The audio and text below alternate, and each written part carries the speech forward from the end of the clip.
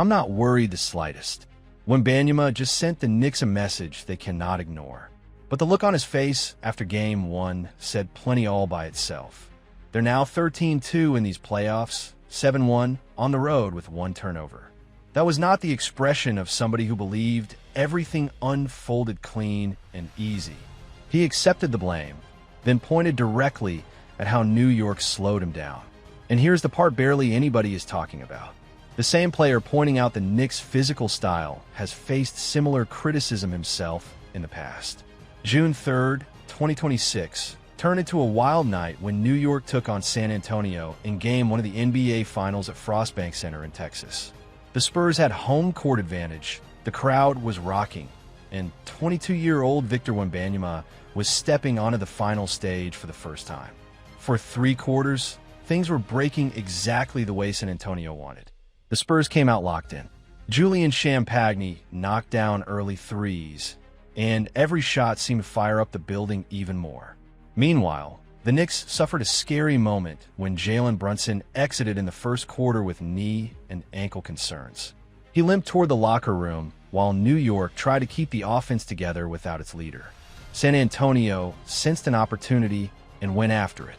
By the third quarter, the Spurs had built a lead that reached 14 points. At halftime, they were up 55-48, and the momentum looked completely in their favor. From the outside, it seemed like New York was headed for serious trouble. Then Brunson came back onto the floor, and everything started changing. What happened next was classic Knicks basketball, all grit and hard work. Every missed Spurs shot turned into a fight for possession. Josh Hart was everywhere, grabbing 15 rebounds and cleaning up loose balls all night. Those extra chances became huge. New York finished with a 23-4 advantage in second chance points, and those hidden possessions quietly shifted the entire game in their favor. Little by little, San Antonio's lead disappeared. By the end of the third quarter, the game was hanging in the balance heading into the fourth. Brunson exploded when his team needed him most, scoring 13 of his 30 points in the final period. Then the Knicks slammed the door with an 11-0 run to finish things off. Final score: Knicks 105, Spurs 95. New York walked into San Antonio and snatched home court advantage with a 1-0 lead in the 2026 NBA Finals. Brunson joined Knicks legend Willis Reed as one of the few players in franchise finals history to score at least 30 points in a Game 1. Once again, New York left a hostile road arena the same way it had all postseason, with a huge win. Wembanyama ended the night with 26 points, 12 rebounds, and 3 blocks. Those numbers looked impressive at first glance, but the shooting numbers told a different story. He made just 6 of his 21 shots, went 2 for 9 from deep, and committed 6 turnovers. He was active all over the floor, but the Knicks made sure every basket had to be earned. Karl Anthony Towns battled him physically in the post, using his strength to force tough looks and disrupt his rhythm. Whenever Wembanyama got near the paint, New York's help defenders swarmed the area. By the fourth quarter, the pressure from carrying the offense and defending on the other end seemed to catch up with him in ways that the stat sheet could not fully explain. Then the game suddenly had a bizarre moment that nobody expected. A young fan ran onto the court and moved toward the area where Wembanyama and Mitchell Robinson were standing, apparently hoping for a selfie. Security reacted quickly and removed the person within seconds. The NBA later issued a lifetime ban from all league arenas. According to reports, Wembanyama found the situation amusing, while Robinson reportedly did not share that reaction at all. Even the celebrity crowd added more drama to the night. Timothée Chalamet, Spike Lee, Ben Stiller, Fat Joe, and Walt Frazier all made the trip to San Antonio. When the Knicks took over in the fourth quarter, that section exploded with energy, making a road game feel almost like a home game for New York. The Knicks' takeover vibe was impossible to ignore, and viewers watching the broadcast could feel it in real time. Back in New York, the Madison Square Garden watch party made its opinion on Wembanyama clear before the opening tip. Thoughts on WBY? Super trash. David versus Goliath. Brunson is going to Brunson burner. Jalen Jordan. He's going to smoke his boots. Overrated. We're going to tire him out. He's overrated. These fans believed one thing above everything else. Toughness, chemistry, and teamwork mattered more than individual star power, no matter how rare that talent might be. And WBY hasn't won yet. I don't know who he thinks he is. He's been in the league for 3 years. That belief carried a challenge with it. Special talent is amazing, but championships are what everybody remembers most. After Game 1, the Knicks felt they had delivered the first response in this battle. But after the final buzzer, Wembanyama stayed true to his usual approach. Sitting at the podium, he took responsibility and told reporters, "I was bad tonight." It's not more complicated than that. Every team guards differently. I'm going to figure it out. Then, when reporters pushed him about the rest of the series, it's, obviously, we've been down in a series before, never in the finals, obviously. He paused for a moment before finishing his answer with zero panic and zero signs of concern. But I'm not kicking myself about anything, really. I'm not worried the slightest. There was no complaining about New York's physical style, no frustration, and no excuses. Wembanyama pointed the finger at himself and made it clear he believed the solution started with him. When asked what he needed to change moving forward, he gave the same answer he has always relied on. He would adjust, and he would find a way. By that stage, the Knicks had already become one of the toughest road teams seen in recent finals history. They entered with 13 postseason wins against only 2 losses and had gone 7-1 away from Madison Square Garden. Their identity had been built on toughness and relentless effort, wearing opponents down possession after possession all postseason long. After the game, Reddit exploded with debate. Knicks fans celebrated the comeback and pointed to their domination on second-chance opportunities as proof that their physical style works even on the biggest stage. Spurs fans looked at Wembanyama's overall numbers and saw plenty of reasons to stay confident about the future. But beneath both sides, one question kept showing up again and again. What exactly had Wembanyama been saying about the Knicks throughout the season? And were any of those comments really a shot at New York? That question traces back to December 2025 in a game that many people brushed aside at the time. Looking back now, though, that matchup carried much more weight than anyone realized. But before getting into that story, it helps to understand what kind of team the Knicks built and why they presented such a unique challenge for Wembanyama heading into these finals. What the Knicks built. To understand why Wembanyama's comments about the Knicks grabbed so much attention, you first have to understand the machine Mike Brown put together during the 2025-26 season. His roster was different from almost anything Wembanyama had faced before reaching the NBA Finals. New York finished the regular season with a defensive rating of 113.3, ranking 7th in the league. That number was impressive, but it still failed to tell the whole story. Stats alone do not fully explain why this team became such a nightmare to play against. What separated the Knicks from other strong defensive teams was not one flashy category. It was not blocks.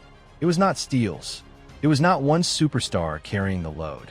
Their edge came from a slow, relentless, and physical style that dragged opponents into battles for the full 48 minutes, especially inside the paint.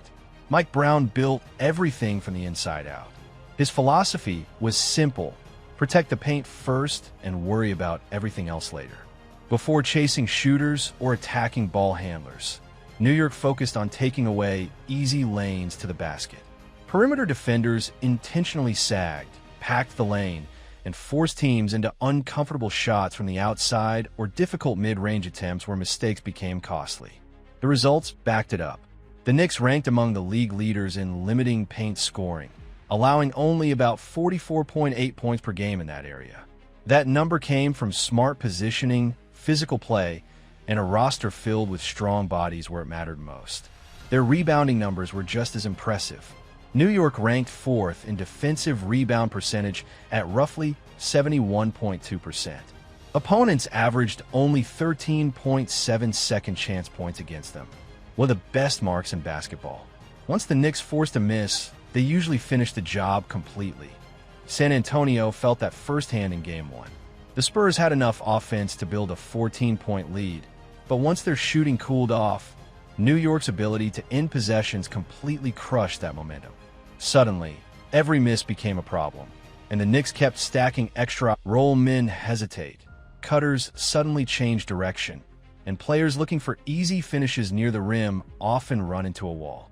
Mike Brown stacked Robinson behind the perimeter defense, so that even when Wembanyama received the ball inside, there were usually multiple defenders standing between him and an easy bucket.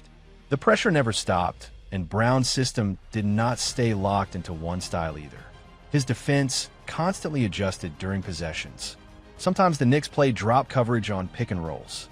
Other times, weak side defenders stepped up to crowd Wembanyama on rolls to the basket.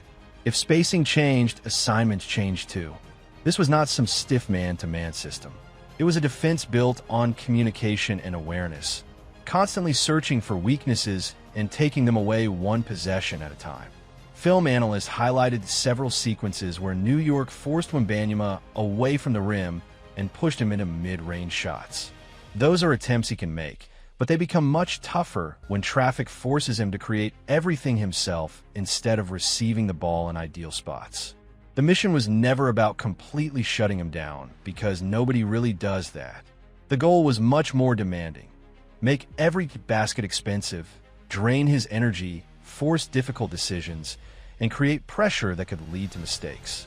The 6 turnovers from Game 1 became one of the biggest signs that the plan was working exactly as intended. Across social media, Knicks supporters even came up with their own nickname for the defense. Fans on Reddit and X started calling the group the police department, and the phrase quickly spread as a badge of pride. Inside basketball discussions, the meaning behind that nickname was simple. This defense enforced its style. It did not gently encourage teams to play differently. It forced them to. Every drive came with resistance. Every post-up met a body. Every trip into the paint came with pressure and physical contact. Nothing was free, and opponents had to pay a price for every good look they managed to get. By the time the 2026 finals arrived, analysts widely viewed New York's frontcourt as one of the most difficult stylistic matchups for Wembanyama's rare combination of size, skill, and shooting range. And months before the finals even started, Wembanyama himself had already taken notice. Back in December 2025, long before the championship series, he said something that sparked the first major round of debate. His comments sounded respectful, but there was enough detail in them to make people pay close attention. Suddenly, basketball fans everywhere started asking the same question. Was he simply giving praise, or was there something more behind his words? What Wembanyama said, and when he said it, December 2025, the Emirates NBA Cup final was approaching, and San Antonio was getting ready for a showdown with New York. During a media session, Wembanyama faced questions about how the Spurs planned to deal with the Knicks and their style of play. His response was calm, detailed, and so specific that many people immediately replayed the clip to hear it again. In an Instagram reel shared around the time of the NBA Cup final, Wembanyama compared New York style with some of the league's elite defenses and said, "Definitely matching the physicality, running the floor, and rebounding after guarding them in the half court. They don't play a brand of basketball as sophisticated as the Miami Heat or the Thunder, but their physicality is top in the league, so it's a very tough team to play against." That quote instantly grabbed attention because it seemed to do two things at once. On one side, it clearly praised the Knicks for their effort, toughness, and ability to overwhelm teams physically. There was no question that he respected how hard they played. But one particular word stood out and had fans talking everywhere: sophisticated. That word sat right in the middle of the quote, with Miami and Oklahoma City mentioned as examples of teams with more layered and complex systems. Naturally, plenty of people started reading between the lines. Depending on how you looked at it, Wembanyama appeared to be saying that the Knicks might not have the flashiest or most elegant schemes, but when it came to imposing their will physically, they belonged with the very best teams in basketball. Their style might not always look pretty, but it was brutally effective, and that made them one of the toughest opponents anyone could face. The clip spread across YouTube and Reddit almost instantly. Fans everywhere had opinions, and the reaction split fast. Some people saw Wembanyama's comments as nothing more than respect and left it there. Others focused heavily on one word, sophisticated, and viewed it as a subtle way of questioning the limits of New York style while keeping everything polite. Ironically, Knicks fans mostly embraced the quote. As far as they were concerned, hearing that their team's physicality ranked among the best in basketball was all the praise they needed. They happily took that label and ran with it. Then New York won the NBA Cup final. San Antonio fell short, and Wembanyama's remarks about toughness suddenly became another chapter in an ongoing story instead of the end of one. Then came March 2026, and things got even more interesting. The Spurs and Knicks met again during the regular season, and once again, New York came out on top. After the game, Wembanyama faced questions about the matchup, and this time his answer gave people even more to talk about. I was surprised. Yeah, they're a good basketball team. They have good actual basketball players. It's not like the nastiest, ugliest team, you know? They're not an ugly team to watch, but they made our game ugly. That quote carried plenty of layers. First, he immediately shut down the easiest misunderstanding by making it clear he was not attacking the Knicks as a team. But right after that, he admitted something else. New York had dragged the game into a style that made life uncomfortable and disrupted the flow San Antonio wanted to play with. That distinction mattered. He was not insulting the Knicks. He was describing the experience of playing against them. There's a huge difference. He acknowledged their talent and treated their roster with respect, but he also admitted that their approach made games messy and difficult. And one word in particular added another level to the conversation: surprised. That word stood out because it hinted that New York style affected him more than he initially expected. It suggested that what the Knicks brought to the floor proved more effective than anticipated, and that caught plenty of people's attention. Another part of his comments deserved even more focus. Physicality was nothing you haven't seen before. That sentence cut both ways. On one hand, Wembanyama was saying the Knicks were not doing anything completely new. Physical basketball exists across the league. But on the other hand, there was a quiet truth hidden inside those words. Even though the Spurs had seen that kind of style before, they still struggled to deal with it. As expected, Reddit's r/NBA exploded after those comments. Spurs fans viewed the quote as a simple basketball issue that needed solving. Knicks fans saw something different. They believed their team had made one of basketball's brightest stars openly admit that New York style had made games ugly for opponents. Both interpretations had some truth behind them, and neither side completely canceled out the other. Media outlets handled the comments differently as well. Many treated Wembanyama's words as thoughtful basketball analysis rather than criticism. The score presented them as insight into how he views different team identities. Meanwhile, social media did what social media always does. It turned every sentence into a debate and pushed the conversation into overdrive. The funny part is that none of the comments crossed any lines. He never accused the Knicks of playing unfairly. He never singled out players. He never suggested anyone was trying to target him. He simply talked about physical basketball and how difficult it was to deal with when executed at a high level. But once the internet grabbed hold of those quotes, a completely different story started taking shape. Every time New York and San Antonio faced each other, the same questions kept showing up in comment sections and discussion threads. Is he calling them out? Is this shade? Is there something deeper going on here? By the time Finals Media Day arrived in June 2026, those questions had been hanging around for months. And true to form, Wembanyama answered everything the same way he always had, with calm and consistency. The irony that followed Wembanyama everywhere. Here's where the story takes an interesting turn. Because long before Game 1 of the 2026 NBA Finals, the label Dirty had already been attached to Wembanyama himself by some people following the playoffs. That is what made the entire discussion around his comments about New York so fascinating. Earlier in the 2026 postseason, during San Antonio's series against the Minnesota Timberwolves, Wembanyama was involved in a controversial moment that immediately sparked debate. During one sequence, his elbow made contact with Naz Reid, leading officials to eject him from the game. Playoff ejections are never small stories. They carry extra weight because every possession matters when championships are on the line. And when the player involved happens to be the centerpiece of the franchise, The impact stretches far beyond the final buzzer. Suddenly, the spotlight was not only on Wembanyama's incredible performances.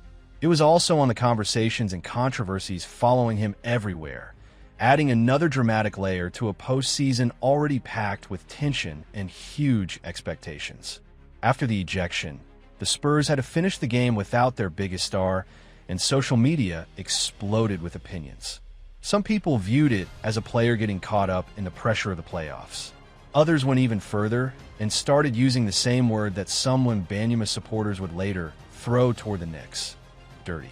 There was also another situation that gained traction during the Oklahoma. Standing 7'4" with a wingspan close to 8 feet, many outsiders assume nobody can really wear him down the way smaller players get worn down. But Game 1 against New York showed something different. The Knicks did not try to overpower him with one big moment. They attacked him with constant pressure. Every possession became heavy. Every touch came with resistance. Every trip into the paint required extra effort. And by the fourth quarter, the effects of that non-stop grind were impossible to ignore. 6 turnovers and shooting below 30% from the field told the story loud and clear. The strategy had worked, and perhaps the most impressive part was that Wembanyama himself admitted it without pointing fingers at anyone else. After Game 1, he revealed that Greg Popovich had sent him a message. It was supportive and helped put the loss into perspective. The fact that Wembanyama shared that publicly gave fans another glimpse into the basketball education he is still receiving. Few people understand brutal playoff battles better than Popovich. He has witnessed every style imaginable, including the physical Knicks teams from the Patrick Ewing era and the modern version Mike Brown now has rolling. Wembanyama, mentioning Popovich's message, suggested he was looking at the loss through a bigger picture instead of overreacting to one night. Meanwhile, the footage from New York's watch parties revealed something else entirely. Man, he's tall, 7 feet 6 inches, like a great athletic player. But at the end of the day, man, the Knicks said we got a better team, we have better chemistry, we have more experience, man. Knicks fans respected Wembanyama's talent. Nobody denied how special he was. They knew exactly who he was and what kind of player he could become. But from their perspective, this matchup was never about one superstar. It was about whether one player could overcome a team built specifically to make individual greatness harder to rely on. I don't care if he's 7 feet 6 inches. You have not won. I won as much as you, WBY. And in championship basketball, that argument carries weight. Wembanyama's incredible size, skills, and superstar potential are undeniable. But Knicks fans come from a culture where championships are what matter most. For a fan base starving for another title, banners matter more than hype. New York had reached its first finals in decades. Wembanyama was experiencing his first finals appearance ever. Both sides had something major to prove, and this physical chess match had been building since December 2025. The difference now was that the stakes had become enormous. The NBA Cup meetings and regular season games had slowly added layer after layer to the story. By the time the finals arrived, every adjustment and every decision carried much bigger meaning. History was suddenly part of the equation. The verdict on the call-out. Did Victor Wembanyama accuse the Knicks of playing dirty? The answer is simple. No, he did not. Across press conferences, interviews, social media posts, and verified quotes throughout the entire 2025-26 season, there is no instance where Wembanyama used the word dirty to describe New York. He never accused the Knicks of intentionally targeting him. He never claimed their style crossed some unacceptable line. Coverage from outlets including The Score, Yahoo Sports, Marca, ESPN, and NBA.com never produced that kind of quote from him either. What he actually said was far more fascinating. On separate occasions, he described the Knicks as one of the most physical teams in basketball. He said their style was not as sophisticated as Miami or Oklahoma City. He admitted they turned games into ugly battles. And after Game 1 of the finals, he openly said that he had played poorly and that he planned to solve the problem. But one thing stayed remarkably consistent through all of it. He never handed responsibility to New York. At no point did he become the superstar blaming opponents for playing tough. At no point did he complain about being roughed up. And at no point did he use excuses to explain away his struggles. Instead, every time the subject came up, he kept returning to the same message. I was bad tonight. It's not more complicated than that. Every team guards differently. And with the series only beginning, that attitude made one thing clear. He was not interested in pointing fingers, and he was interested in finding answers. But a title does not exist in a vacuum. And the reason Victor Wembanyama calls out the Knicks for playing dirty hits hard enough to grab attention is because the events underneath that headline are very real.